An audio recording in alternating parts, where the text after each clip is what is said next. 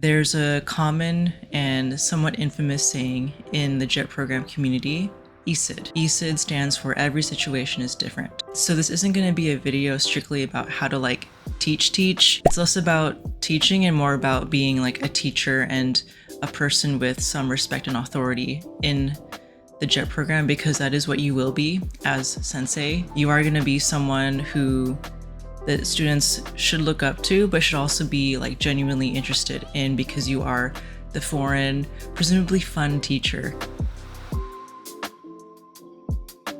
So there's just two major things that I think should be mentioned first off. So the first thing is that JET is more than a job, but it's still a job. You are a public servant. You are going to be a teacher in Japanese society. So just make sure you're on relatively good behavior.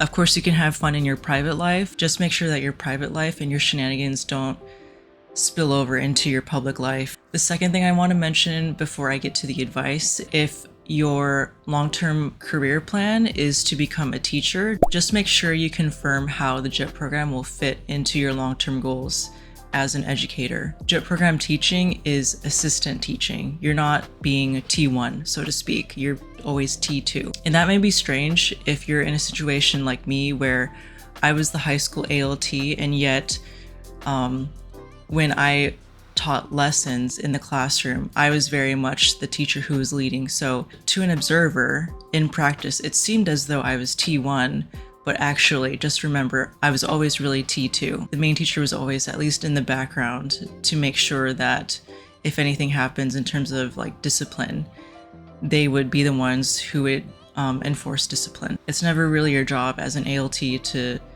do disciplinary action. Class management, yes. Class discipline, no. So my first piece of advice is that it's going to take some practice to get used to teaching. First 3 years on JET, I was pretty uncomfortable teaching in front of the classroom, especially considering that I had 4 schools. I was teaching at a normal academic school, a technical school, an alternative school, where students with exceptionally low grades from junior high, this was their only option, the alternative school.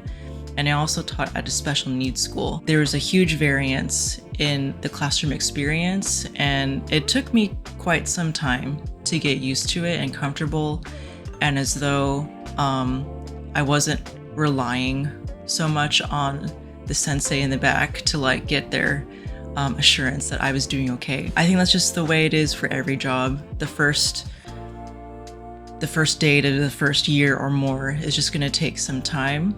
What's important is that you reflect on each experience, try to pinpoint what you can improve on, and try to implement and apply that point of improvement the next time. I was on JET for 6 years, so if I said that the first 3 years were kind of uncomfortable, maybe it's a little bit tragic that I got comfortable just as COVID was starting to get in full swing. I almost got a little bit too comfortable. Aside from my tenure on the JET program ending, I probably would have left JET anyway, because I was getting a little bit too, I feel like I just kind of reached the skill cap on JET, if that makes sense. You'll improve over time, don't worry. The second piece of advice for teaching on the JET program is to make a lesson template. I'm pretty sure every school has their own license or whatever to Microsoft Office. You also have the Google equivalent. I think the idea of making a lesson template that I can just copy paste every time I needed to make a new lesson, that idea didn't even occur to me until year 3. Oh my god, I was just making everything from scratch all over again. It takes so much time.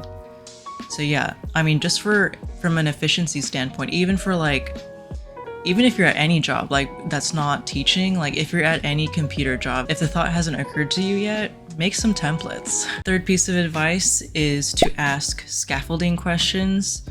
Don't give the kids the answer. This is something that I learned when I was 2021 and I was doing a tutoring job. Back then I had very low self-confidence, I had very low teaching experience.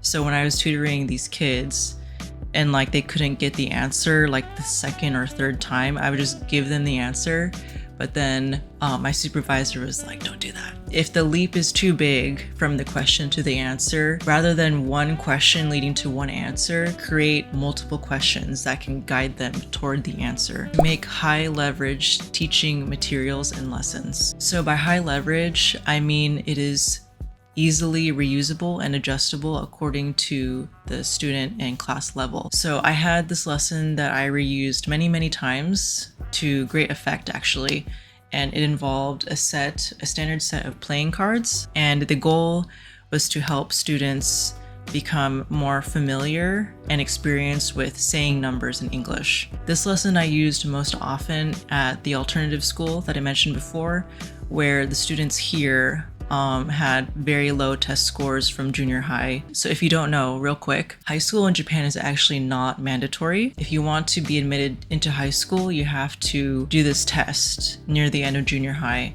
And according to your test results, it'll determine like what type of high school you can go to, either like academic normal school, where presumably I think the test scores need to be much higher, or versus like a technical school. If you had very bad academic performance in junior high and you don't want to go straight to getting a job, but you want to go to high school, most likely your only option might be these so-called alternative high schools. So that was a huge tangent. So the lesson using playing cards and numbers. So what I would do as a quick warm-up and activity to get the kids used to it is to first of all test their prior knowledge, just to illustrate how low their English skills were.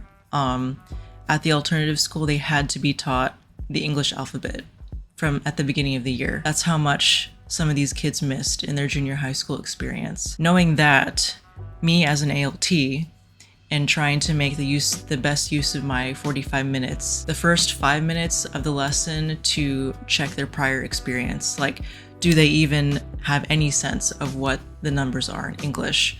So I would literally write like 1, 2, 3, 4, 5, like the Arabic numbers, and then ask them like, do you know what this is in English? And then by that I would check. And like generally, yes, they do know the words for at least 1 to 10. And then I would check like 10 to 99, 100, and so on. So that's like prior knowledge check. The second activity, the second little bar on the lesson template would be like the warm-up fun activity with the playing cards. So what I do is have the classroom split into groups of 2. So it would be team A, team B. It's a racing game. So they'd line up, they're standing up. Probably weren't expecting that for English class, but they expect it with me. So for the playing cards, I would take out all of the face cards and the aces and the jokers. So now we're just working with numbers 2 to 10. The first level of the racing game is the students on team A and B, the 2 students who are in front would come up to me. I would have cards face down, flip them over, and whoever says the number first, the correct number first, will get a point for their team. So that was stage 1, just a single card. So the only possible answers were 2 through 10. Once they got used to that rhythm, we would do level 2, where I would put down 2 cards, and then they'd have to like composite those 2 cards.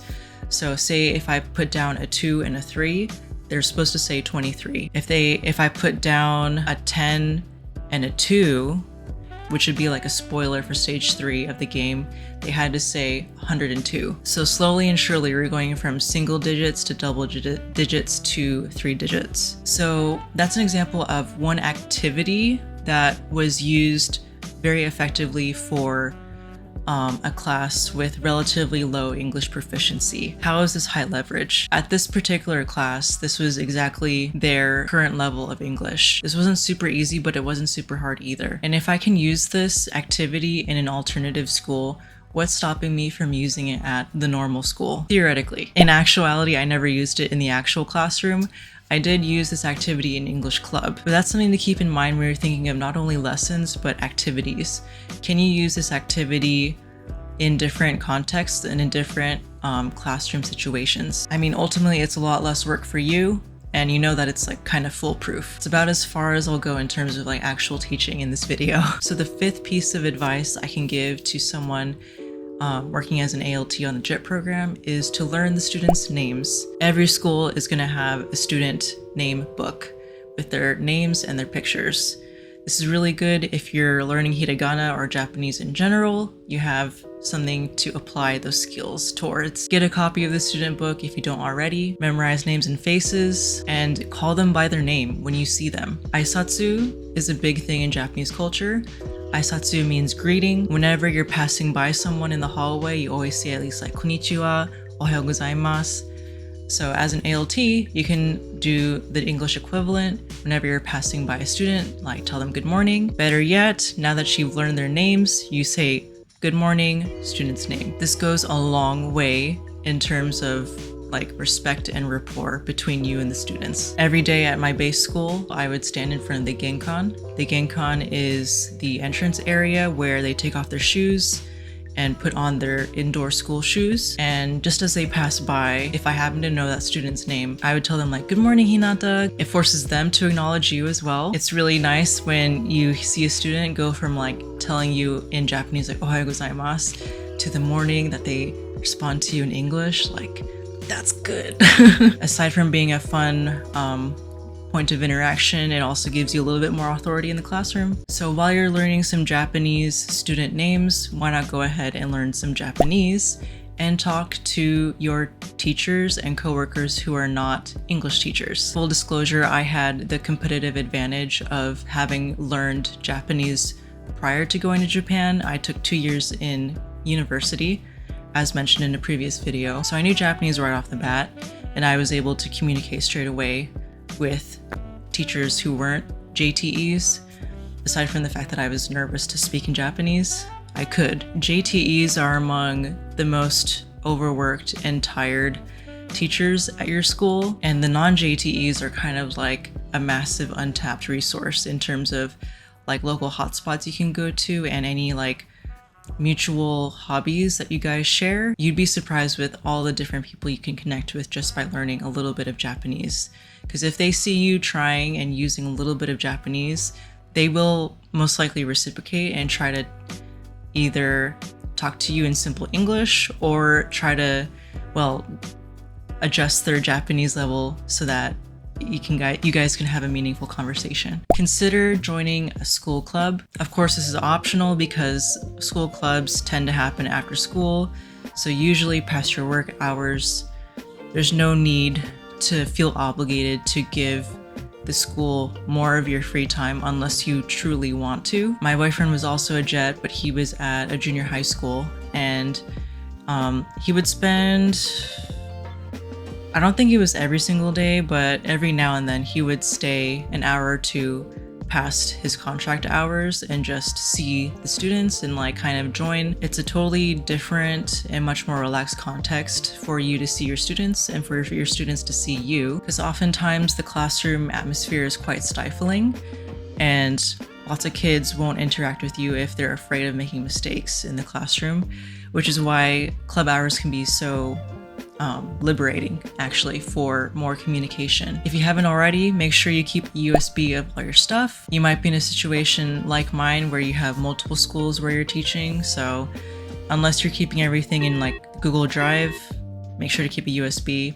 Maybe even just have both. That's about it. That's the advice. Next thing I would suggest is to know what your favorite Japanese food is, because that is a question you will be asked in every single new classroom. Guaranteed. Yeah. And in addition to knowing what your favorite Japanese food is, be prepared for the question of, do you have a boyfriend or girlfriend? Well, I said no basically every single year except for those last like 6 months when my boyfriend and I got together. And I will say, in the 6 years that I had to listen and answer that question, only one kid ever followed up by asking if I had a girlfriend. Second to last piece of advice is don't add your students on socials until they're no longer your students. I would go even so far as to say wait until they're at least 18, just for obvious, like, weird social and legal precautions. Just don't do it. That's all I have to say about that. And the very last piece of advice, make sure to bring a toothbrush and toothpaste to work. If you don't have that, bring some mints. Bring a piece of fruit. You'd be surprised how bad the breath is at school. It was very common for me during lunch hour to like go to the staff restroom and like three other female teachers are also in the bathroom and we're all brushing our teeth. Some teachers, both male and female, also just openly brush their teeth in the staff room because the staff room also has a sink. Chewing gum is kind of frowned upon. So that's why I suggested mints, although you could be like me and just chew gum anyway. Just don't do it like a cow. And I mean, fruit is also a really good like quick mouth refresher as well if you're into having fruit for dessert. I know this sounds silly and it's a very silly like topic to finish the video off on. Seriously, like especially as an ALT, and like the value that you're offering is the fact that you are a source of like native English and you're going to be talking in front of a bunch of students. Like, why not take care of your breath? Like so this wasn't a JTE, it was like a teacher of a different subject, but there was one time we were having lunch and then he came over and to speak to me and like the breath, oh my gosh, like I don't even know what it was. It was like some sort of type of fish or like even natto probably. And I was like, oh my God, like, oh, that breath is really bad. And what's worse is that this was still during COVID. So I was wearing a mask and he was double masking and I still was able to smell his breath. Just brush your teeth, please. So yeah, that's all of my advice I have for being an ALT on the JET program. There's that little bit in the middle where I talked a lot about teaching, but not really. But hopefully that helps. If you are a current ALT or if you're a potential ALT, first of all, congratulations. Second of all, let me know in the comments below if any of this was helpful for you or surprising. And like I mentioned earlier, I finished JET. I'm not even in Japan anymore. I'm in New Zealand. This channel isn't going to be like a JET program channel. I'm just using what I got to make videos that hopefully are helpful to someone out there in the world. Let me know what you think, and I'm currently on an every other week uploading schedule, so the next 2 weeks there will be another video about JET. But in the meantime, I hope you take care. See you later. Bye!